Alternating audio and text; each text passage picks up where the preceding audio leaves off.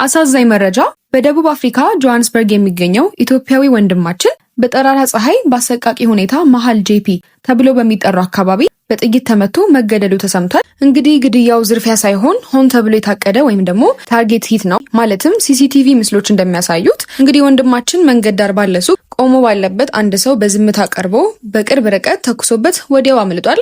ያው የሱም ህይወት አርፏል ማለት ነው። በጣም የሚያሳዝን ልብ የሚሰብር መረጃ ነው። ብዙ ሰዎችም እንደሚናገሩት ሳውዝ አፍሪካ ውስጥ ባለው የስራ አጥነት ወይም ደግሞ የሳውዝ አፍሪካ ዜጎች እንደዚህ ከውጭ ሀገር የሚመጡ ከተለያየ አፍሪካ የሚመጡ ሰዎች እድላችንን ወስደውታል፣ እኛ የሚገባውን ስራ እየሰሩ ነው፣ ወይም ደግሞ በአጭር ቃል መጤጠልነት ወይም ዜኖፎቢያ የተስፋፋ በመሆኑ የተፈጠረ እንደሆነም ይገመታል። እንግዲህ በእነዚህ ምክንያቶች ሳውዝ አፍሪካ ውስጥ የሚኖሩ ወገኖቻችን በጣም ስጋት ላይ ነው ያሉት፣ በጣም ጭንቅ ላይ ነው ያሉት። ኢቭን እነሱ ሳይሆን እዚህ ቤተሰቦቻቸው ራሱ ጭንቅ ላይ ነው እንግዲህ የሚገኙት። እናንተ እንዴት ናችሁ? እዛ ያላችሁ ይህን ቪዲዮ የምትከታተሉ ከሆነ ምን ላይ ናችሁ የሚለውን ነገር ባካችሁ በኮመንት ሴክሽን አሳውቁን።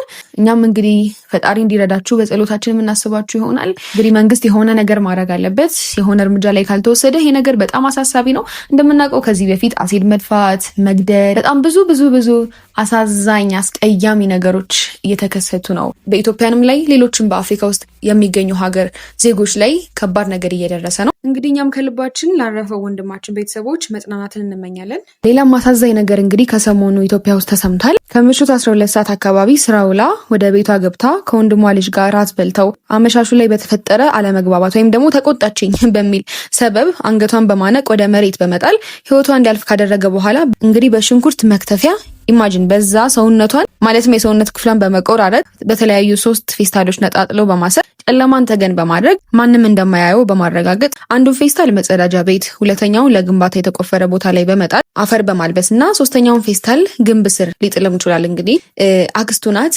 ተቆጣሽኝ ምናምን በሚል እንግዲህ ተልካሻ ምክንያት ነው ይሄን ነገር የፈጸመው። እንግዲህ በአካባቢው ላይ የሟች ማንነት የማይታወቅና የተወሰነ የሰው ቅሪተ አካል በመገኘቱ የአካባቢው ነዋሪዎች ለፖሊስ ጥቆማ ያደርጋሉ። በዚህም ፖሊስ የደረሰውን ጥቆማ መነሻ በማድረግ የሟችን ማንነት ለመለየትና የወንጀል ፈጻሚውን ማንነት ለመለየት በተደረገው ጥረት በሰዓታት ውስጥ ሟችን መለየትና በወንጀሉ የተጠረጠረውን ግለሰብ በቁጥጥር ስር ሊያውል መቻሉን የአዲስ አበባ ፖሊስ ጠቅላይ መመሪያ የወንጀል ትራፊክ አደጋ ምርመራ ምክትል ጠቅላይ መምሪያ ገልጿል። ከዚህ በኋላም እንግዲህ ከሰሞኑ የሞት ፍርድ ተፈርዶበታልና ጊዜው በጣም ከባድ ጊዜና አሳሳቢ ደረጃ ላይ ደርሷል። እንግዲህ እርምጃ መወሰድ አለበት፣ ምን መደረግ አለበት የሚለውን እስኪ ኮመንት ላይ ሀሳቦቻችሁን አጋሩ። የዛሬው ቪዲዮአችን ይህን ይመስላል። ሁላችሁም ባላችሁበት ሰላም እንድትቆዩን ፈጣሪ እንዲጠብቃችሁ የሁል ጊዜ ምኞታችን ነው። ለዚህ ቻናል አዲስ ከሆናችሁና እንደዚህ አይነት መረጃዎች ማግኘት ከፈለጋችሁ ሰብስክራይብ፣ ላይክ፣ ሼር፣ ኮመንት ማድረግ እንዳትረሱ። እናመሰግናለን። ይህ ልዩ መረጃ ነው።